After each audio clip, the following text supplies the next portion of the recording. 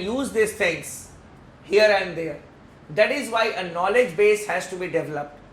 How you should use it here and there, that depends on your aptitude. Now coming to a question that you need to prepare, you can write it.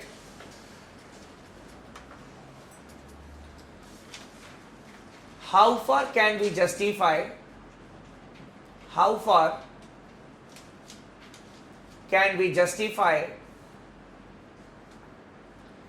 the demand for smaller states? Demand for smaller states.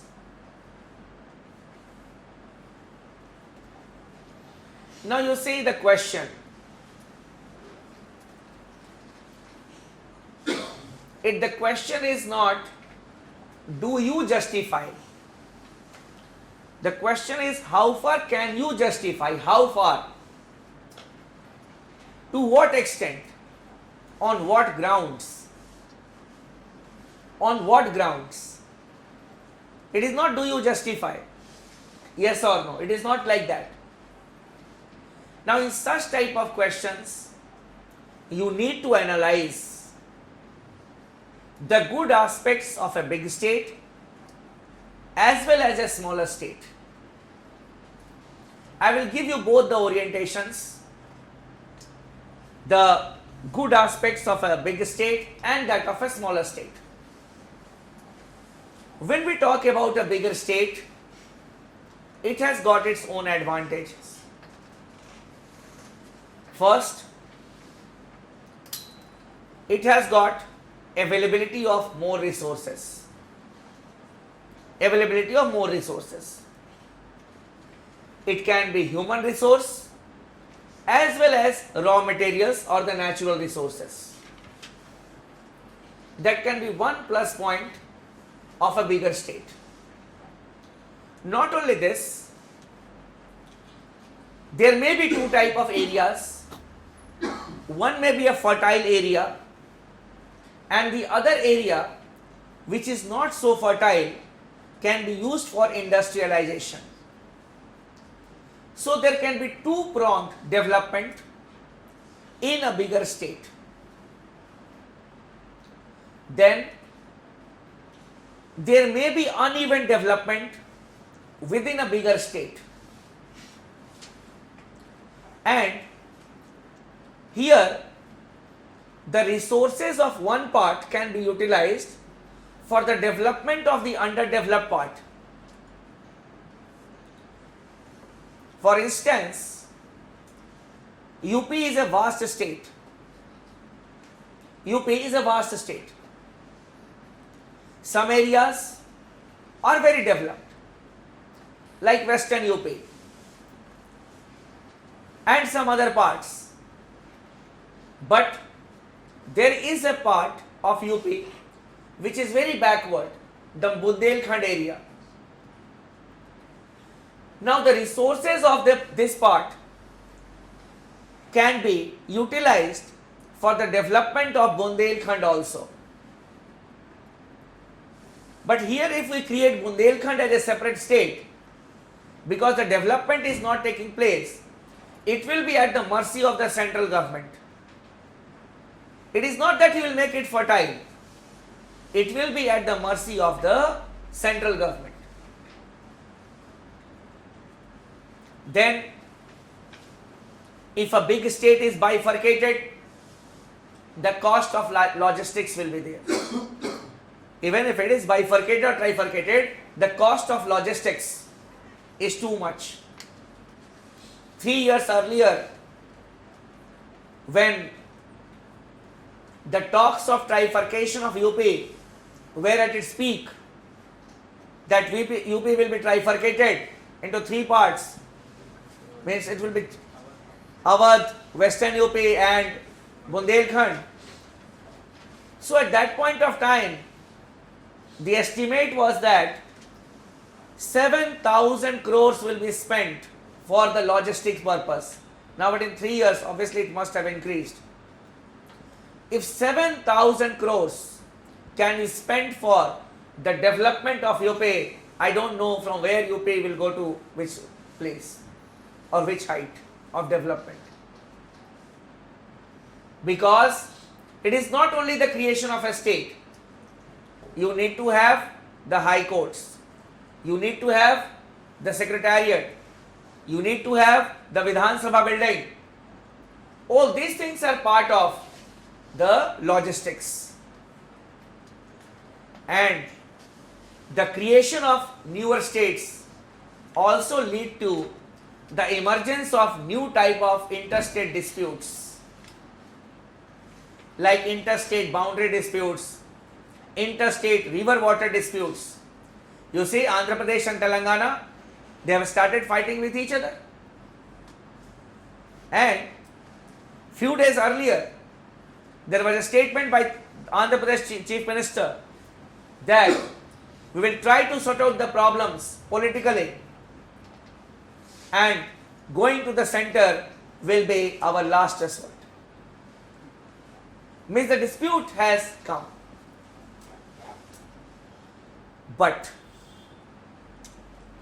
there may be some disadvantages of a bigger state. The institutions of administration, the institutions of governance may be far from the reach of the common man.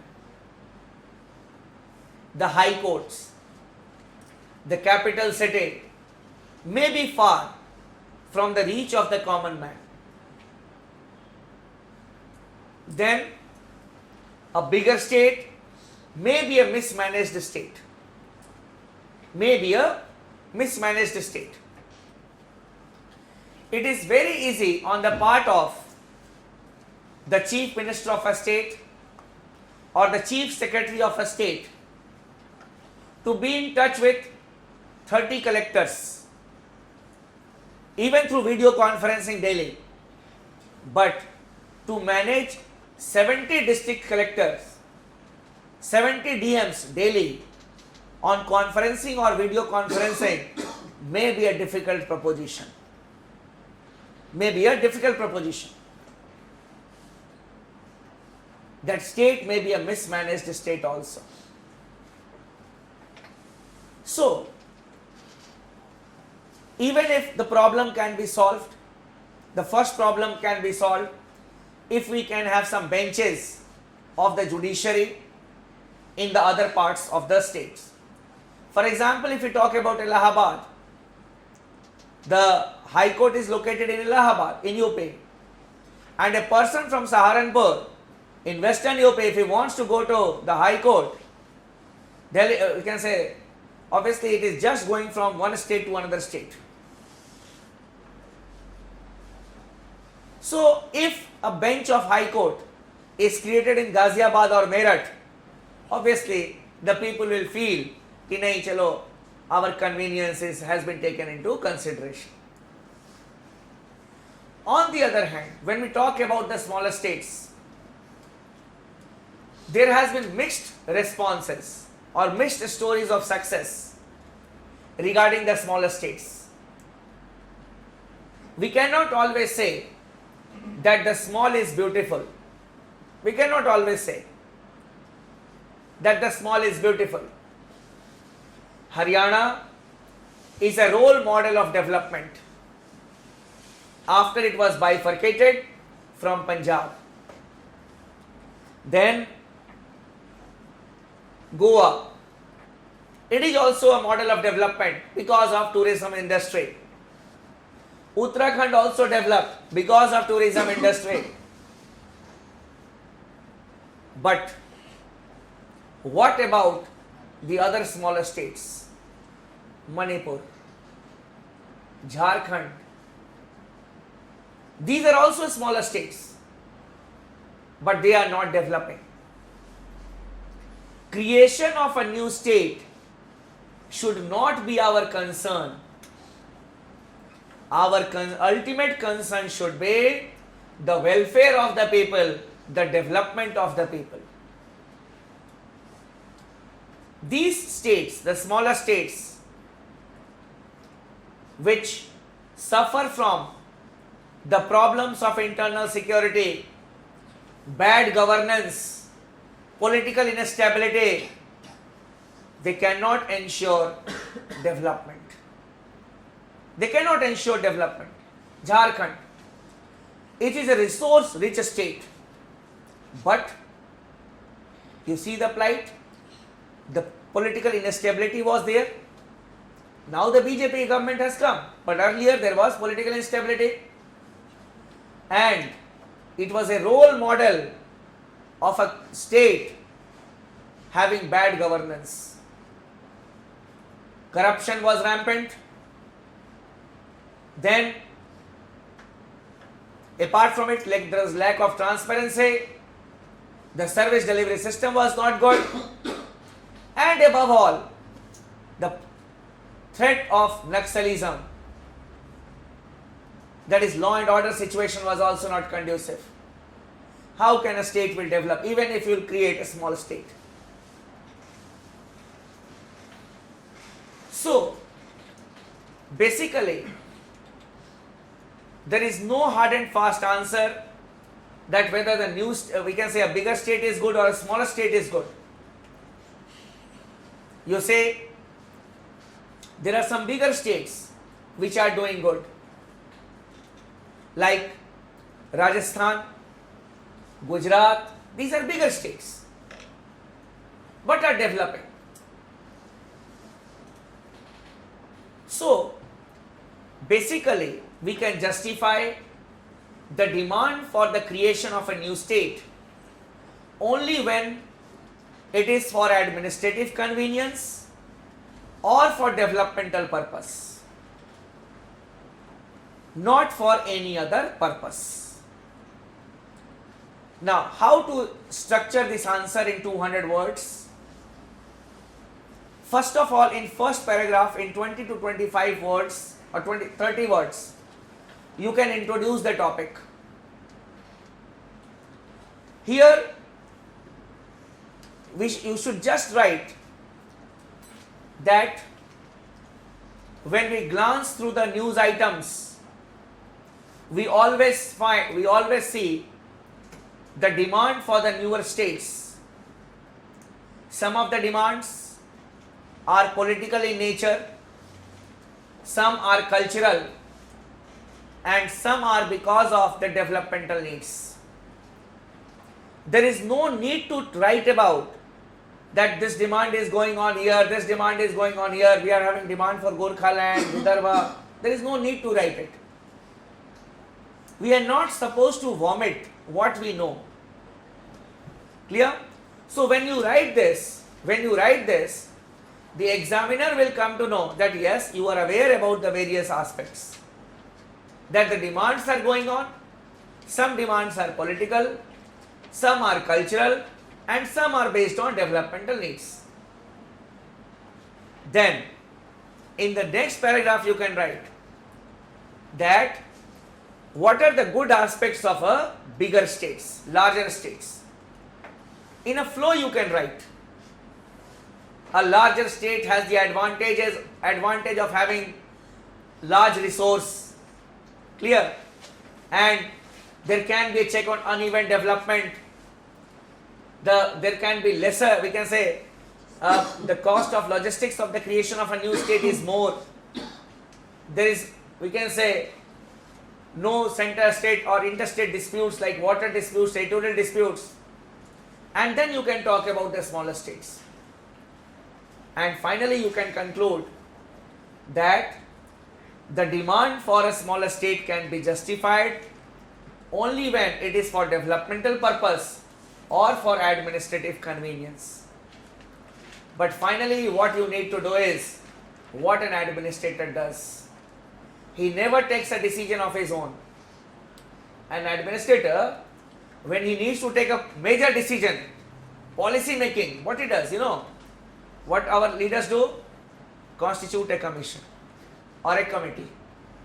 So what we can write is that as the demands are coming from various parts of the country, it is high time that we should go for the second states reorganization commission. We should set a common parameter for the creation of the new states. A common parameter. Therefore, it is a rational way of thinking also. Because when we created Telangana, thank you. When we created Telangana, then the demand for Gorkhaland started coming. No doubt the demand was there. They intensified it. Tomorrow you create Gorkhaland, they will ask for Vidarbha. If you create Vidarbha, they will talk for Marubhumi in Rajasthan. If it is done, they will talk about Mithilanchal in Bihar. They will talk about Purvanchal in UP. They will talk about Harit Pradesh in Uttar Pradesh. So what you will do then? You have created them, create us. What you will do? So that is why I said that we should not take responsibility on ourselves, and we should say that it is a high time to have the second states reorganization commission. We should set a common parameter. If you come in this parameter, okay, a new state will be created, otherwise not. Done? This is the way in which we sum up the answers. We are going to be the administrators, and remember one thing, never say that I say this, I agree to this, never. These are against administrative aptitudes. These are, from the very beginning, you should develop the administrative aptitude that will be reflected in your answers and whenever you talk to the others. I never call these classes as coaching centers. These are training programs. Whenever you talk amongst yourself also, do not fight over certain things. No, I am correct. No. For example, a district magistrate, he is sitting with elderly people of the village. The members of the Gram Panchayat are there, some very elderly people are there. That is equivalent to my father's age, 74, 75 years of age. And when they start shouting, they'll say, hey, this is my office, what do you think? They will get more angry. Here we need to use, can we please be seated and talk? Can we talk in a more modest way, or we can say in a different tone? Then say, yeah, he's a gentleman and we are shouting at him. And then after discussion, you should not say that, okay, I feel that this should happen, or this should be the policy. No. Just say that as we have discussed now, I feel that we have come to this conclusion. I feel that we have come to this conclusion. Make them a party of the conclusion. That is what an administrator does. He becomes very popular with the people, even though he may be acting at the behest of the government. And that is what should be reflected in your answer. When you write all the things, then you should write, on the basis of the above discussion, we may not be correct to conclude. On the basis of the above facts, this is the way in which we should write, we should conclude our answers. It should not be an abrupt one. On the basis of the above discussions, on the basis of the above facts, I conclude. Who are me to conclude? We conclude. Let the examiner be a part of your answer. He should also feel good. Nahi. We means I am also a part. These are all techniques that has to be developed. Clear? And obviously these are advantages. People say that, obviously, what is tested in your CSAT? Your administrative aptitude.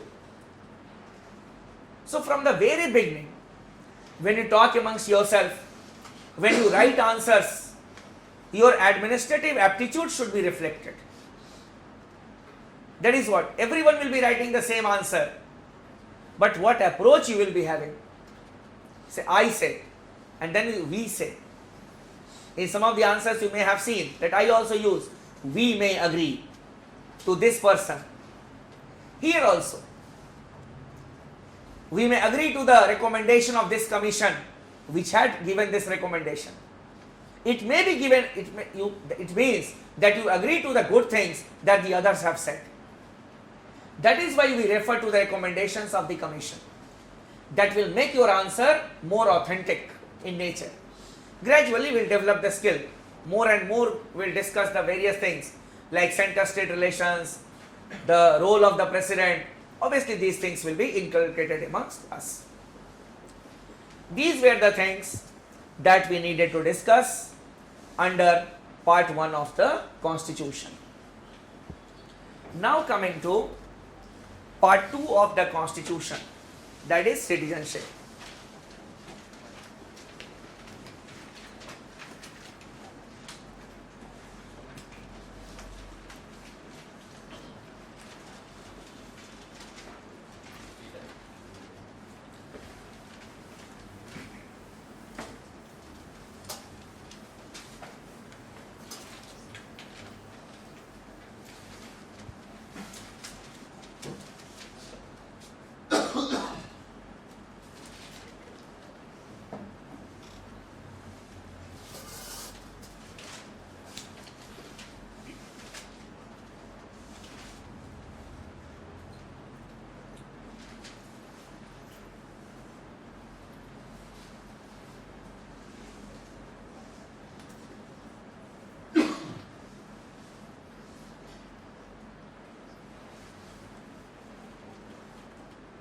Who is a citizen?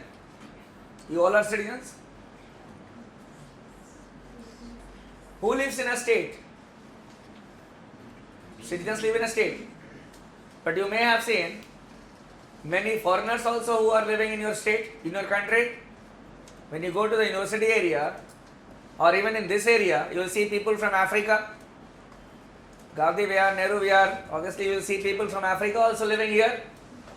So when we talk about a country, we can say that the individuals live in the state. And two types of individuals, they live in the state.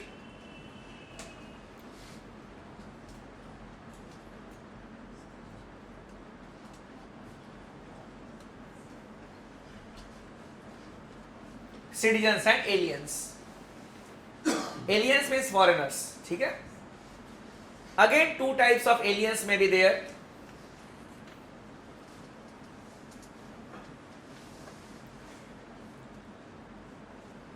Of friendly states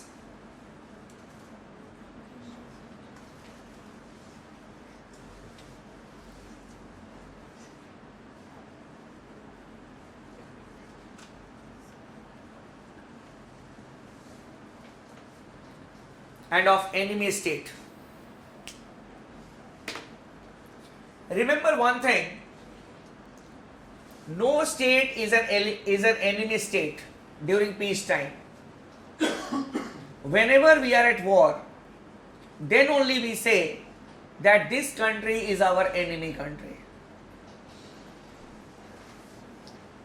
ठीक है? So which country is an enemy country of India now? We are at war with Pakistan and China. Then I am asking now.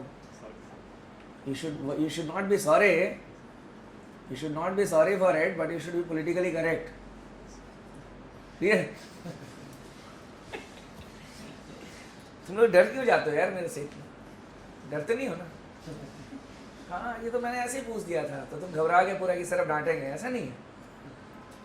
That is why I asked instantly, because I knew that you will be giving me this answer, Pakistan and China. Clear? और आप क्या बोलोगे? There was a defense minister in our country. His name was George Fernandez.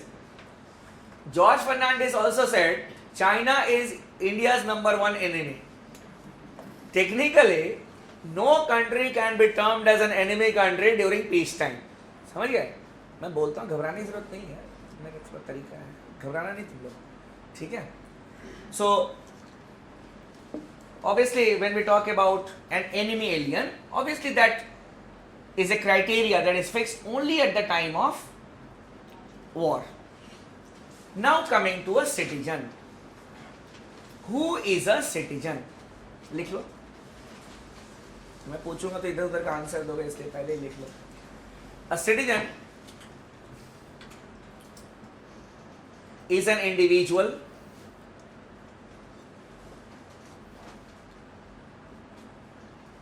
who enjoys full membership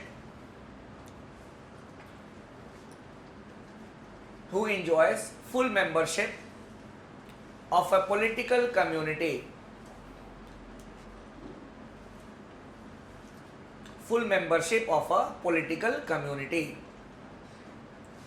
that is, he enjoys all the political and legal rights.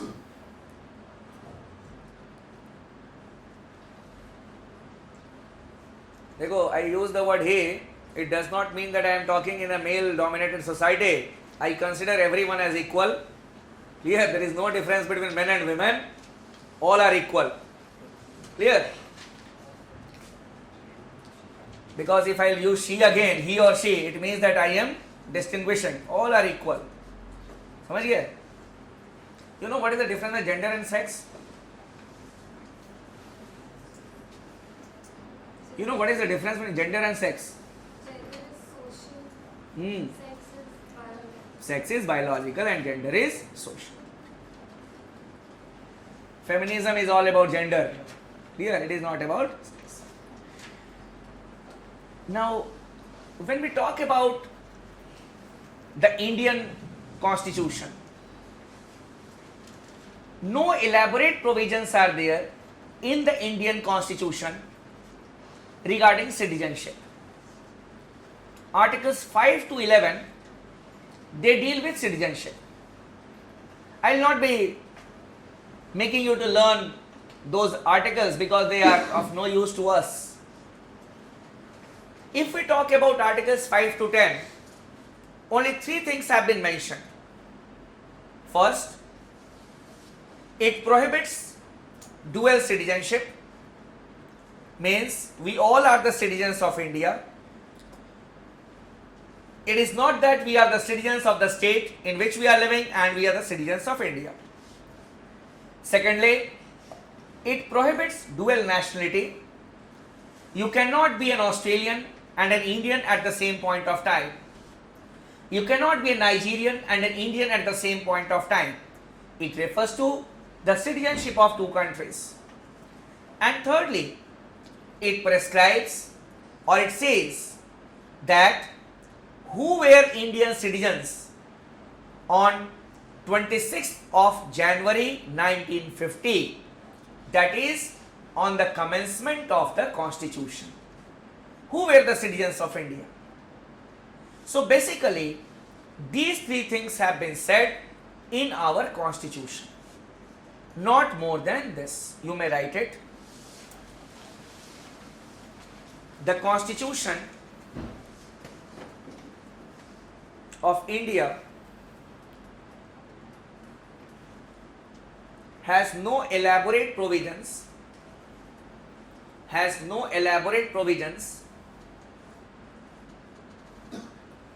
regarding citizenship.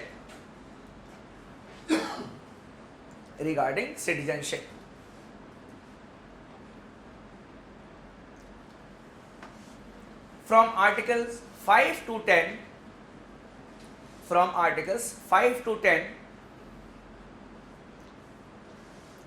it says only 3 things.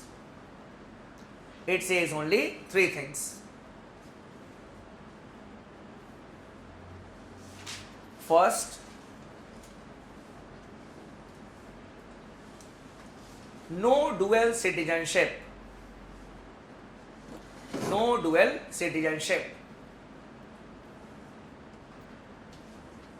Secondly, no dual nationality.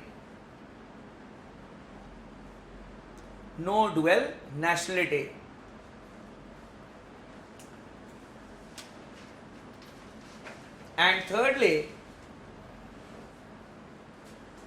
who on 26th January, who on 26th January 1950, who on 26th January 1950, that is on the date of commencement of the constitution, that is on the date of commencement of the constitution, where the